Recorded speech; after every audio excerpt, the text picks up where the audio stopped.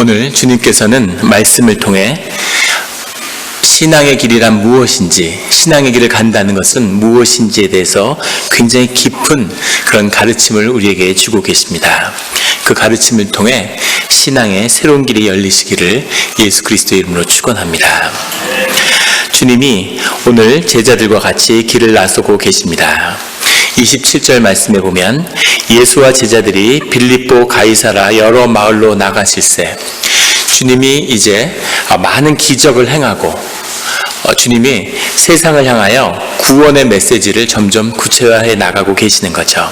사람들은 놀라고 그 하늘의 권세에 큰 충격을 받고 주님을 따라오고 있습니다. 주님이 눈에 보이지 않는 이 맹인의 눈을 뜨게 하는 그 사역 직후에 일어난 일이죠. 주님이 이제 보이지 않는 것을 보게 하는, 이제까지 아무도 그들의 종교 경험 안에서 듣지 못하고 알지 못했던 완전히 새로운 영적인 사역과 그 의미에 대해서 증거하려고 하시는 거죠. 오늘 29절에 주님께서 물으시되 너희는 나를 누구라 하느냐 라고 질문하고 계십니다. 너희는 나를 누구라 하느냐. 그러자 베드로가 대답하여 이르되 주는 그리스도시니이다 이렇게 대답하고 있는 거죠. 놀랍게도 베드로가 무슨 고백이 나오냐면 주님은 그리스도십니다. 예수님이 메시아입니다. 이 말은 예수님은 하나님이십니다 라고 고백하는 거죠. 유대인들은 하나님을 너무 높이기 때문에 살아계신 하나님의 그 이름을 참 입에 담을 수 없어서 성스러운 네 글자 이렇게 부르는 그 유대인들에게 그 하나님의 모습에 불경할까봐 그 모습을 우상으로도 만들지 않는 그런 유대인이 살아있는 사람에게 하나님이라는 고백이 나온 거죠. 놀라운 고백입니다. 이 고백이 임하자 주님께서는 그 다음에 십자가에 대한 놀라운 복음을 증거하기 시작하시는 거죠. 이 주는 그리스도라고 하는 고백이 가지는 의미가 얼마나 큰 것인지에 대해서는 평행절인 마태복음 16장에 잘 나와 있습니다.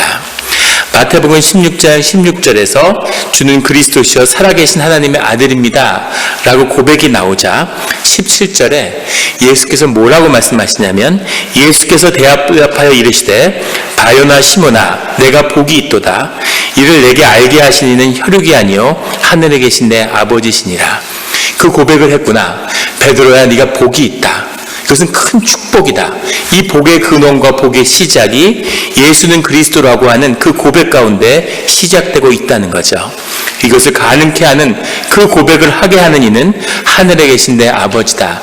성령의 역사가 아니면 예수를 그리스도라고 고백할 수 없는데 그 고백이 임한 것은 하나님이 너와 함께 하시는구나. 너는 복되구나. 이렇게 주님이 말씀하고 계시는 거죠. 예수를 그리스도라고 고백하는 그 참된 고백이 우리에게 새로운 축복의 문을, 하나님이 함께 하시는 축복의 근원이 된다는 것입니다. 그 축복을 늘 떠나지 않고 붙드는 우리 영락교회 성도님들이 되시기를 예수 그리스도의 이름으로 축원합니다. 18절에 이어서 또 내가 네게 이르노니 너는 베드로라. 내가 이 반석 위에 내 교회를 세우리니.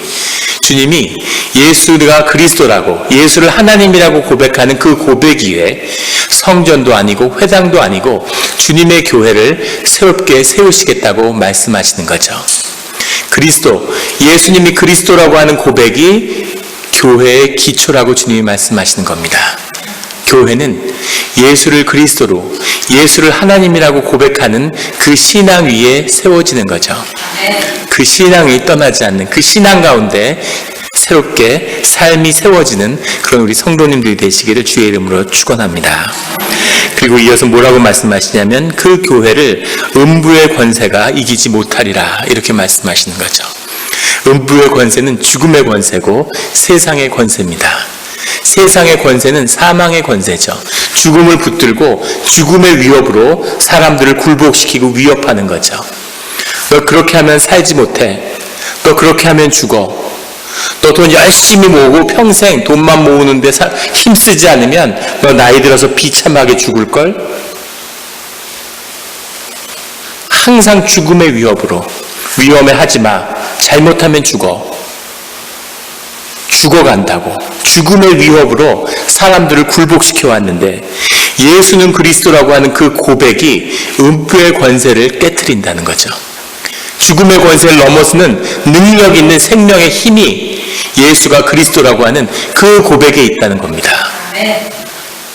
교회가 음부의 권세를 이긴다, 이렇게 주님이 말씀하시는 거예요. 이 말씀이 얼마나 권세가 없으면 아무도 아멘하는 분들이 없어요. 교회가 음부의 권세를 이긴다고 주님이 말씀하십니다. 교회가 음부의 권세를, 사망의 권세를 이긴다고 주님이 약속하신 거예요. 예수를 그리스도라고 고백하는 자들은 사망의 권세를 이긴다는 거죠. 교회는 그 음부의 권세를 깨뜨리는 그런 능력 있는 그런 하나님의 교회가 된다는 겁니다. 그런 교회를 경험하고 세우시는 성도님들 되시기를 주의 이름으로 축원합니다. 19절에 그 생명의 권세가 있을 뿐만 아니라 더 나아가서 내가 천국 열쇠를 내게 주리니, 예수를 그리스도로 고백하니까 하나님이 그 고백 가운데 천국의 열쇠가 있다는 거죠. 내가 땅에서 무엇이든지 매면 하늘에서 매일 것이요, 내가 땅에서 무엇이든지 풀면 하늘에서도 풀리리라. 모든 세상에 존재하는 눈에 보이는 현상적인 것 뒤에는 실제적인 영의 역사가 있죠. 영과 육은 연결되어서 같이 움직이는 겁니다. 영이 이루어지고 보이지 않는 것이 이루어지고 실제가 이루어진 다음에 눈에 보이는 것, 육의 것, 현상의 것이 변화되고 이루어지는 것, 이것이 세상의 섭리고 영의 역사죠. 그런데 주님이 뭐라고 말씀하시냐면 그 반대로 할 수 있다는 거죠. 땅에서 풀면 풀리고 땅에서 묶으면 묶이는 천상의 권세가, 천국의 열쇠가 이 땅에 있을 것이다, 교회에 있을 것이다, 이렇게 말씀하시는 거죠. 예수를 그리스도라고 고백하는 그 고백 가운데 땅에서 천국의 권세를 풀고 닫을 수 있는 권세가 너희들 교회 가운데 있을 것이다 라고 주님이 말씀하시는 겁니다. 상상할 수 없는 놀라운 영적인 권세가 이 고백 가운데 있다는 거죠. 이 고백이 나오기 위해서, 이 고백을 듣기 위해서, 이 고백이 선포되기 위해서 예수님이 그의 제자들과 따르는 무리들과 공생애를 해오신 거죠. 그런데 이 고백이 임하고, 그리고 주님이 드디어 주님이 하시는 이 복음과의 사역과 구원의 사역의 가장 중요한 핵심의 가르침을 제자들에게 증거하기 시작하신 거예요. 이 고백을 하는 자들, 예수를 그리스도라고 고백하는 자들은 이제 그 구원의 비밀이 뭔지, 그 구원이 무엇인지를 경험하고 알아야 될 때가 됐다는 거죠. 이제 구원의 사역을 우리가 나가야 될 때가 이제 됐구나. 너희가 천국의 비밀을 알았구나. 그럼 우리 이제 땅에서 풀어야 할 일들을 해보자. 이렇게 주님이 말씀하시는 거죠. 그런데 놀랍게도 그 말씀은 십자가에 대한 말씀이었다는 겁니다. 31절에 보면 인자가 많은 고난을 받고 장로들과 대제사장들과 서기관들에게 버림받아요. 죽임을 당하고 사흘 만에 다시 살아나야 할 것을 비로소 그들에게 가르치시되, 말씀을 하기 시작하셨는데 이 베드로의 기, 제자들에게는 고난, 버림, 죽음, 이런 단어들이 탁탁 잡혔겠죠. 그 충격이 얼마나 컸는지 32절에 주님이 드러내놓고 이 말씀을 하셨다는 건 막힘없이, 묶임없이, 거침없이 이 말씀을 증거하셨다는 거죠. 그러자 베드로가 예수를 붙들고 항변하며, 살아있는 사람을 하나님이라고 고백했는데 하나님을 붙들고 항변하는 거죠. 막 대드는 거예요. 뭐라고 하냐면 그 일은 예수님께 이루어지지 않을 겁니다. 이렇게 마태복음에서 얘기하죠. 왜 그런 이야기를 하십니까? 그런 일은 이루어지지 않을 겁니다. 이렇게 베드로가 항변을 하는 겁니다. 그러자 33절에 예수께서 돌이키사 제자들을 보시며 베드로를 꾸짖어 이르시되 사단아 내 뒤로 물러가라. 앞에 나온 말보다 더 충격적인 장면을 보게 되는 겁니다. 사람한테 하나님이라는 고백이 있었는데 이제 사람한테 사단이라고 예수님이 부르시는, 부모께 질책을 다 받아보셨겠죠. 신앙생활 하면서 하나님한테 질책을 받아보셨습니까? 요즘 인터넷 용어처럼 어디까지 들어봤니? 뭐 이런 어디까지 질책을 받을 수 있을까요? 하나님한테 사단이라는 소리를 들으면 어떨까요? 교회에서 열심히 봉사하고 헌신했는데 목사가 어느 날 야 이 사단아 마음에 안 맞는다고 교회에서 썩 물러가라, 이런 얘기를 한번 들으면 어떠시겠습니까? 불구대천, 이제 같은 하늘에서 못 산다, 이렇게 되겠죠. 예수님한테 하나님이라고 고백했는데 베드로 보고 야 이 사단아 이렇게 얘기를 들었어요. 조금 전에는 너의 반석 위에 내 교회를 세우겠다. 너는 복이 있다. 하나님의 축복이 너와 함께한다. 음부의 권세를 이겼다. 축복의 말씀을 더했는데 예수님한테 대들자마자 곧바로 야 이 사단아, 사람 보고 이게 나온 것도 아니죠. 사단의 역사가 겉으로 드러난 게 아닌데 사람 보고 이 사단아 이렇게 충격적인, 베드로가 이걸 어떻게 감당할 수 있었을까요? 이 충격적인 모습을 경험하게 되는 거죠. 예수님의 공생애가 시작되기 전에 광야에서의 마지막 시험을 성전의 꼭대기에 앉아있는 마귀에게 받았습니다. 사단에게. 예수님의 공생의 첫 사역이 회당 안에 있는 마귀를 쫓는 일에서 시작됐죠. 하나님의 일 가운데, 하나님의 사역과 교회 가운데 사단이 함께하고 있는 거죠. 그리고 사단이 하는 가장 중요한 일은 하나님의 일, 복음의 일이 드러나는 것을 꺾는 것입니다. 그래서 사단의 일을 하나님이 징계하고 경고하시는 일은 있을 수 있는데 왜 베드로가 사단 소리를 들으면서 예수님의 질책을 받아야 하는가 하는 거죠. 우리가 볼 수 있는 것은 이 십자가의 사역이라는 것이 이제 드러난, 하나님이 십자가에 대해서 첫 가르침을 드리려고 드러냈다는 거예요. 그런데 예수님을 열심히 따라다녔던 베드로의 첫 반응은 거기에 대해서 거부하고 항변하는 것이었다는 거죠. 예수님을 따라다닐 수 있고 예수님에게 헌신하고 자기의 것을 다 드렸고 내 삶이 없고 주님을 따라다녔는데, 그런데 주님이 십자가에서 실제 있어야 할 일이 무엇인가에 대해서 이야기하니까 베드로에 나온 반응은 항변이었다는 거죠. 그게 싫은 거죠. 영광이 있고 기적이 있고 권세가 있고 지금은 고생스럽지만 앞으로 좋은 일이 있겠지, 앞으로 잘 되겠지, 예루살렘에만 참고 있다가 들어가면 이제 세상의 영광을 차지하게 될 거야. 예수님의 저편에 누가 앉을까? 제자들이 그 얘기만 고민하고 있는 거죠. 그 소문을 듣고 어머니들까지 찾아와가지고 예수님한테 누가 그 옆에 앉냐고 물어보잖아요. 다들 그 고민뿐인데 예수님이 예루살렘에 가서 이루어져야 할 일이 십자가의 역사다 이렇게 얘기하니까, 그러니까 베드로의 마음 가운데서도 꺼리낌 있고 싫은 거죠. 봉사할 수 있고 헌신할 수 있지만 십자가의 역사는 싫습니다 라는 것이 베드로의 고백이었습니다. 교회에서 말씀이 증거되고 있는 가운데 계속 하품이 임하는 거예요. 사단의 역사입니다.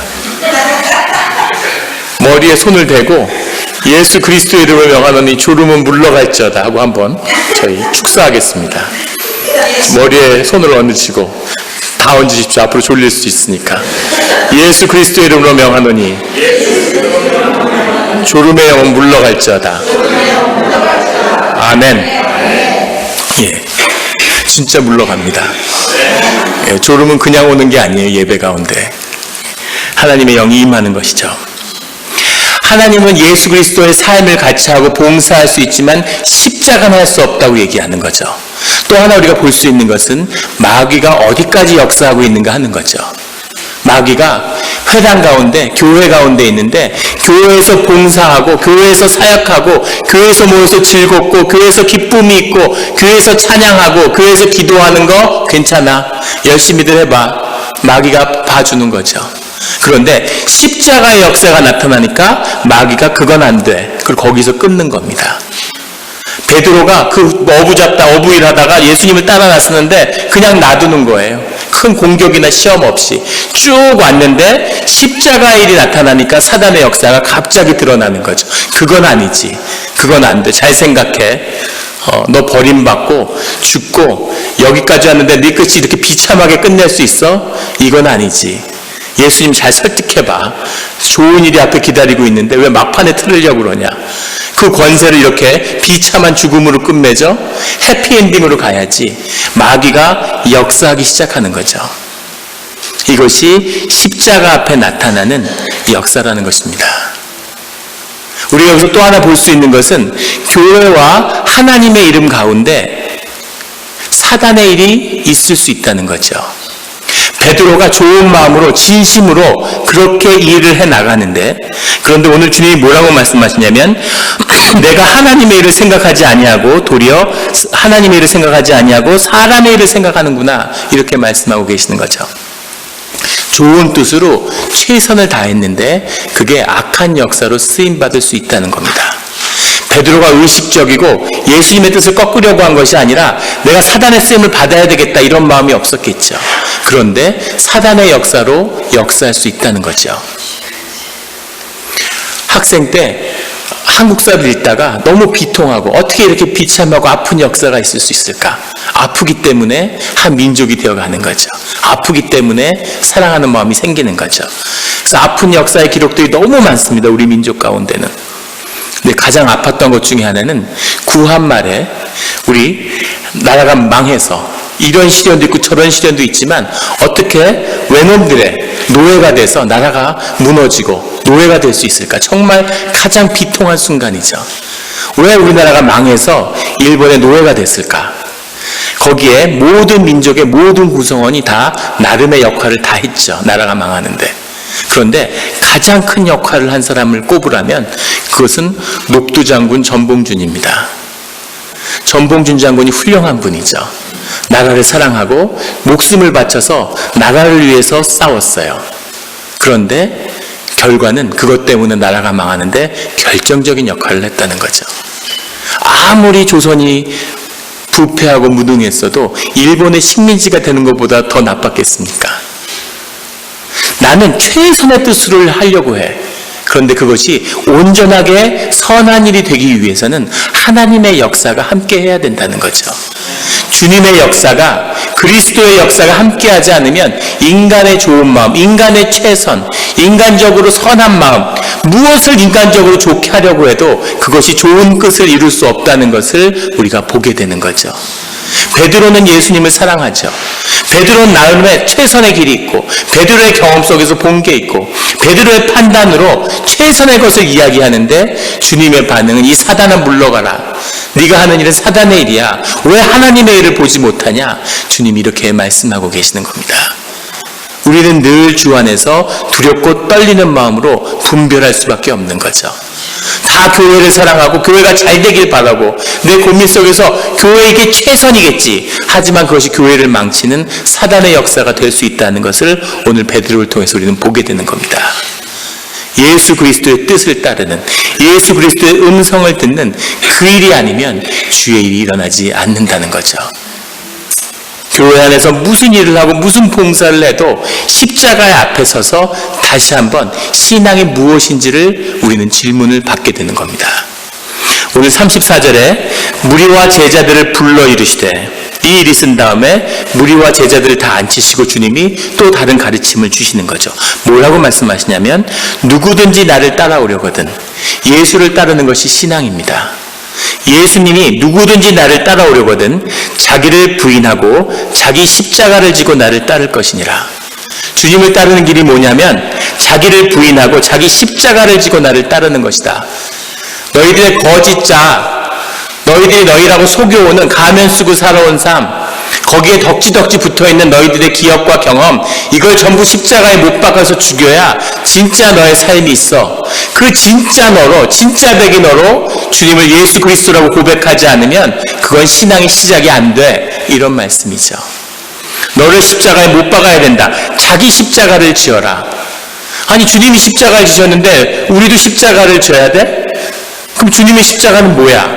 주님의 십자가가 우리 모두에 대한 구원이 열려 있는 거죠.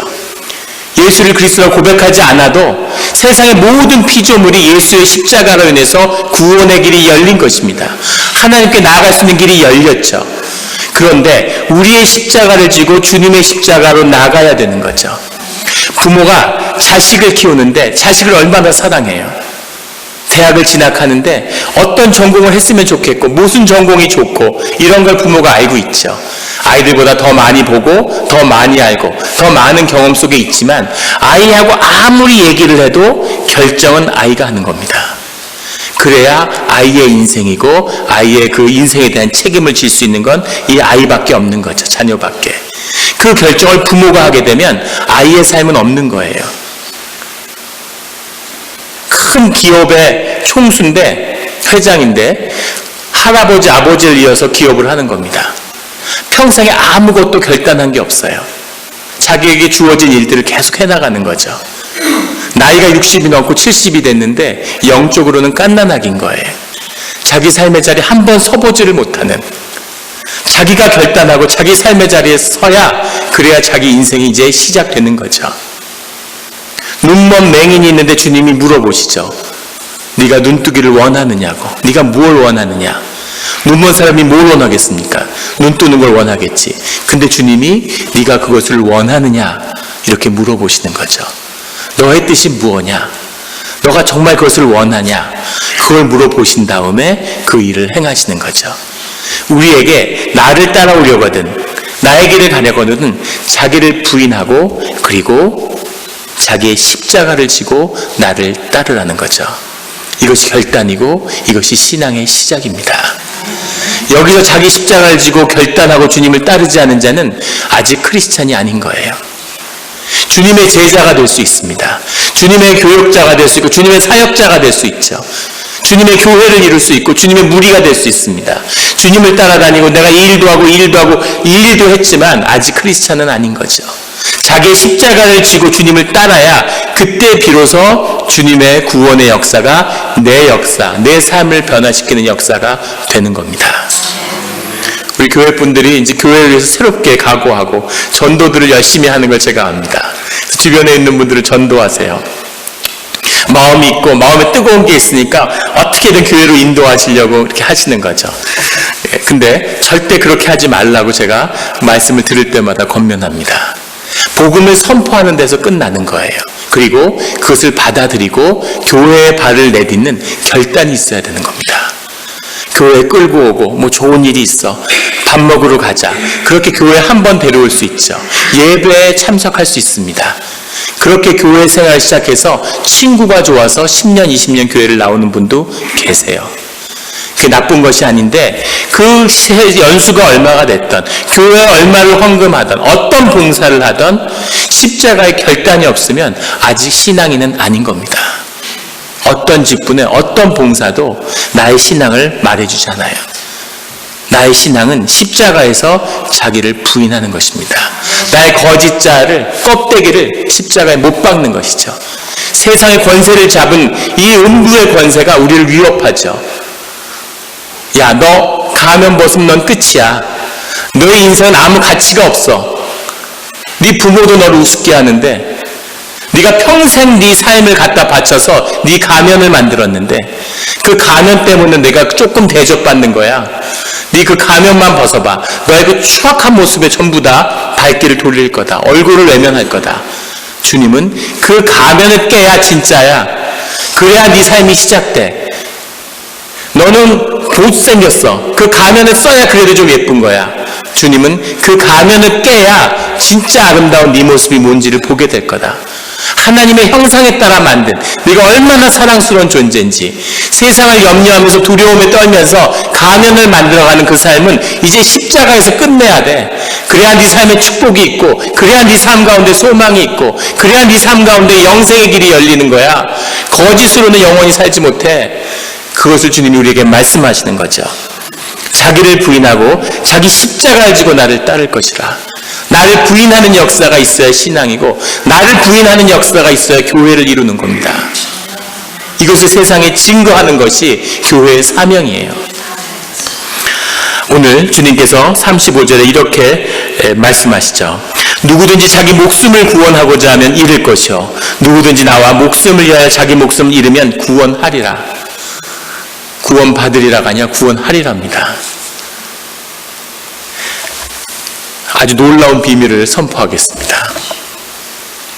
예수님을 믿고 예수님을 따르고 예수님에게 헌신되었던 모든 크리스찬과 그의 제자들은 다 죽었습니다. 아무도 놀라지 않으시는군요. 다 죽었어요. 다 그냥 죽어버렸습니다. 더 놀라운 비밀이 있는데, 주님을 모르고 자기 배를 채우기 위해서, 자기 운명을 위해서 울면서 자기 자신을 위해서만 살았던 사람도 다 죽었습니다. 다 죽어요. 다 죽습니다. 그런데 어떻게 죽느냐? 예수를 위해서, 복음을 위해서 자기 목숨을 잃은 자들은 스스로도 구원받을 뿐 아니라 사람들을 향한 구원의 문을 연다는 거죠. 이것이 복음의 비밀입니다. 어차피 죽는데 복음을 위해 죽는 자들에겐 부활과 구원과 영생이 있다는 거죠. 36절에 사람이 만일 온 천하를 얻고도 자기 목숨을 잃으면 무엇이 유익하리요? 사람이 무엇을 주고 자기 목숨과 바꾸겠느냐? 목숨이 중요하다는 말씀을 하고 계신 건가요? 어차피 죽는다. 무엇과 목숨을 바꾸겠느냐는 거죠. 세상에 무릎 꿇어서 죽을 때까지라도 좀 안락하게 편안하게 살면 바랄 게 없겠네. 거기까지 주저앉아 있는데 주님은 네가 어차피 죽는다는 거죠. 짧은 생에, 바람처럼 흘러가는 이 생에, 그런데 어떻게 죽겠느냐? 더 살려고, 조금이라도 살려고 발버둥 치다가 그렇게 죽어갈 것인지, 아니면 예수와 주님을 향해서 내 목숨을 내놓는 그런 결단의 삶으로 나아갈 것인지를 묻고 계시는 거죠. 내 목숨을 내놓으면 주님이 오늘 바로 취해 가시면 어떡하지? 교회에 나오는 분들 중에서 그런 말씀하시는 분이 있어요. 주님께 모든 것을 드리고 헌신하겠다고 말씀드리고 싶은데 그러면 내가 가진 걸 다 주님이 가져가실까 봐 두렵대.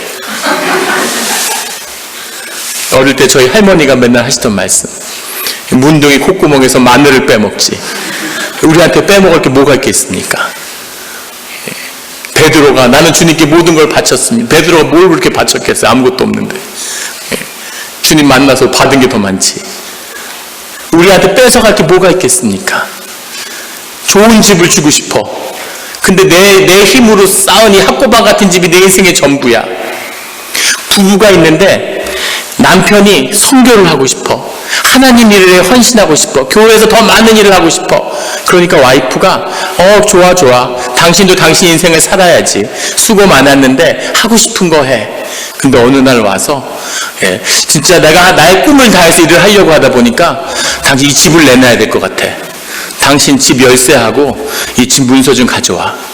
그러니까 부인이 야 인간아 네가 해준 게 뭐가 있다고. 이런 거죠 오늘 상황이.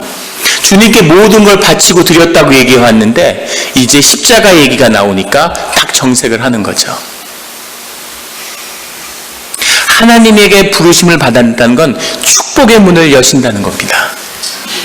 하나님께 목숨을 내어드리고 그것이 주님의 목숨이 된다는 거죠.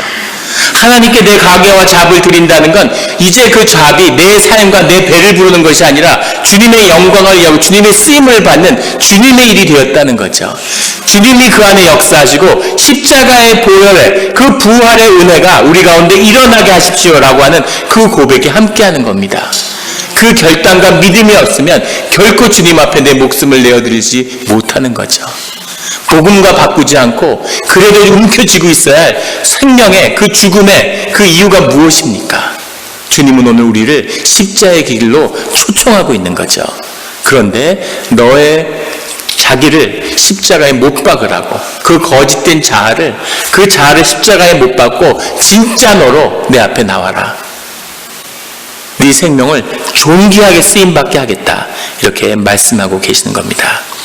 38절에 누구든지 이 음란하고 죄 많은 세대에서 나와 내 말을 부끄러워하면 인자도 아버지의 영광으로 거룩한 천사들과 함께 올 때에 그 사람을 부끄러워하리라. 세상에서 악한 세대에 음부의 권세에 무릎 꿇고 사는 그 삶 가운데 주님의 이름과 예수 그리스도의 말씀을 부끄럽게 만드는 그 삶은 주님을 향한, 주님의 영광을 향해서는 부끄러움이 될 거라고 하는 주님의 말씀입니다. 어떠한 삶을 붙잡으시겠습니까? 십자가에 나를 못 박는 것이, 그것이 구원이고 은혜의 길임을 믿음이 없이, 부활에 대한 확신이 없이 우리의 가면을 깰 수 없겠죠. 하나님이 우리를 영생과 부활과 생명을 위해서 당신의 십자가의 보혈을 흘리면서 우리를 초청하셨습니다.